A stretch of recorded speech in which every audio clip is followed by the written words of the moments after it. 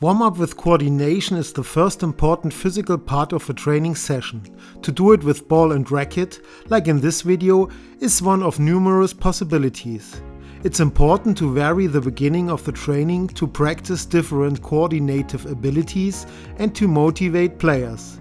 In this video you will watch 32 exercises with ball and racket that can fill the first 5 to 10 minutes of a training session.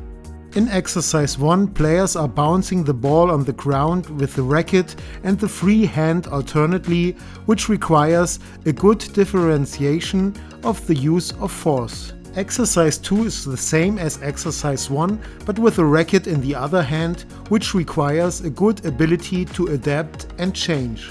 During exercise 3, players are performing side steps while bouncing the ball with the forehand and backhand side of the racket alternately.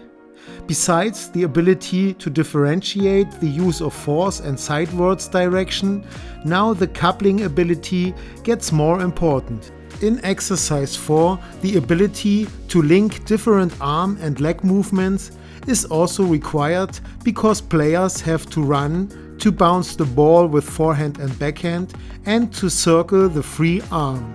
Exercise 5 is almost the same as exercise 4, but the free arm has to be circled 2 times forwards and 2 times backwards alternately. This is more demanding because this cyclical movement has to be changed, which needs more attention or brain capacity. During exercise 6, players perform side steps in combination with bouncing the ball 1 time with the forehand and 1 time with the backhand side and arm circles. This is also a good exercise for the so-called coupling ability because the brain, via the nerves and muscles, has to control different movements at the same time, which requires much working capacity on the one hand, but improves long-term movement control.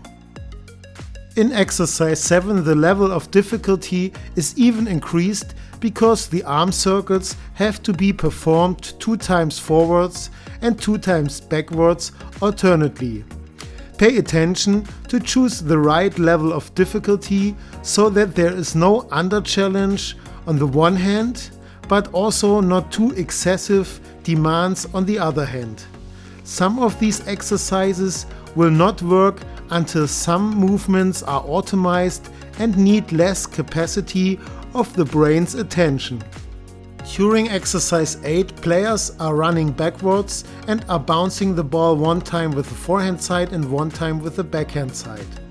Now the tip of the racket has to be below the wrist to give the ball the right direction. In exercise 9, players perform some side steps and bounces with one side of the racket before turning 180 degrees and bouncing the ball through the legs to the other side and so on. In this exercise, the so-called orientation ability is practiced. This ability helps players to keep a stable movement control in situations when the head is moved quickly sidewards or up and downwards. This is a result of a better information processing after the balance organ in the inner ear is stressed by these fast turnings of the head and body. During exercise 10, players are bouncing the ball 2 times with the right hand, with forehand and backhand side, and 2 times with the left hand.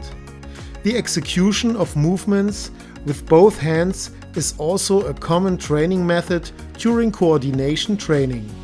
In exercise 11, players are balancing the ball and moving with hop-run. Doing this, the arm and hand must balance the body movement to keep the ball on the racket without juggling. In exercise 12, the footwork with legs crossed run and balancing the ball with the forehand side are combined. Pay attention that the hip is in a good rotation during the legs crossed run, so it is also more demanding to balance the ball. To make this exercise harder, try to balance the ball with the other hand. To make this exercise easier, allow the players to do side steps or to use the free hand to help that the ball doesn't drop down. Exercise 13 is the same as exercise 12, but with balancing the ball on the backhand side. During all exercises, it is good to find ways to make exercises easier or harder, to find the right level for each player in the training group, to avoid excessive or too low demands. To organize this, the footwork, the ball handling, and the free arm are the three main factors to influence the difficulty of the exercises. During exercise 14, the ball is balanced with the forehand side while performing 2 to 3 side steps with twists. Because of the body rotation, it is not so easy to keep the ball on the racket. The hop run backwards with balancing the ball on the backhand side is exercise 15. In exercise 16, players perform 2 to 3 side steps with balancing the ball on the forehand side. Because of the sideward body acceleration and the reversal of movement, the fine-tuning of the hand racket position is needed. Exercise 17 is the same as exercise 16, but with moving backwards and balancing the ball on the backhand side. Now, the ability of orientation is also needed during the backward sidestepping. During exercise 18, players perform a hop run, balance the ball on the forehand side and circle the free arm 2 times forwards and 2 times backwards alternately. After the exercises where the ball was bounced and balanced, now we come to exercises where the ball is juggled. In exercise 19, the ball is juggled alternately between the racket with the forehand side and the palm of the free hand. Exercise 20 is the same as exercise 19, but with the racket in the other hand. Because now the surface of the ball contact is changed, the ability to adapt and change is needed. During exercise 21, the ball is juggled 1 time with the forehand side and 1 time with the backhand side while the free arm is circled. Exercise 22 is the same as exercise 21, but now the free arm is circled 2 times forwards and 2 times backwards alternately.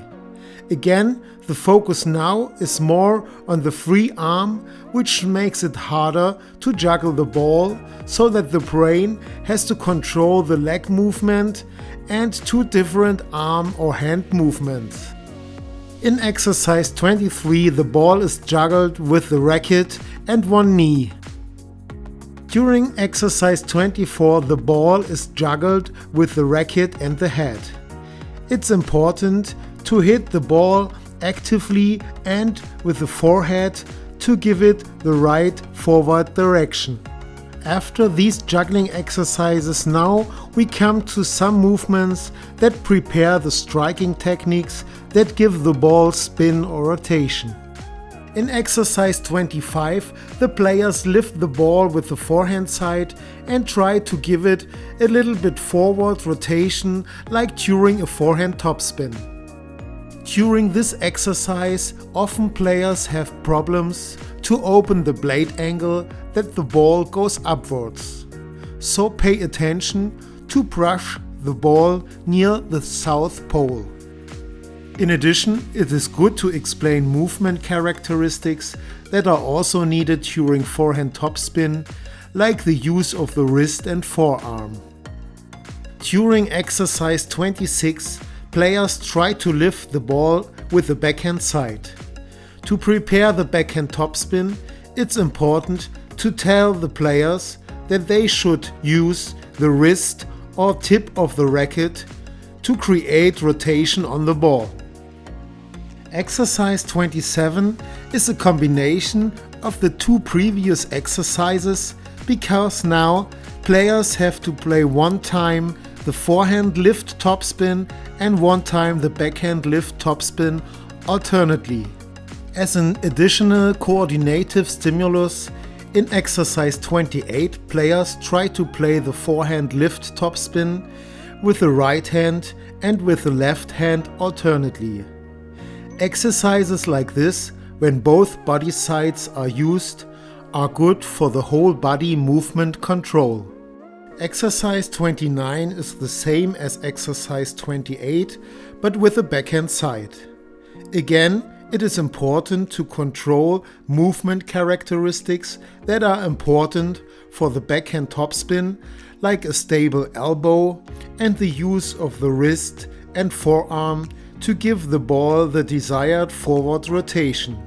Try to motivate the players to use a wrist movement also with a weak hand, because it is normal that there is too much muscle tension and as a consequence a firm wrist at the beginning. During exercise 30, players try to hit the ball at the south pole to give the ball backspin like during a push or backspin defense. They should try to swing the racket straight to the front to give the ball the right direction. Exercise 31 is the same as exercise 30 but with the backhand side, and exercise 32 is the combination of the previous two exercises because players should play the ball with forehand backspin and backhand backspin alternately. Pay attention that players keep a neutral grip during all exercises. Thanks for watching, have fun during training, and please subscribe and press the bell.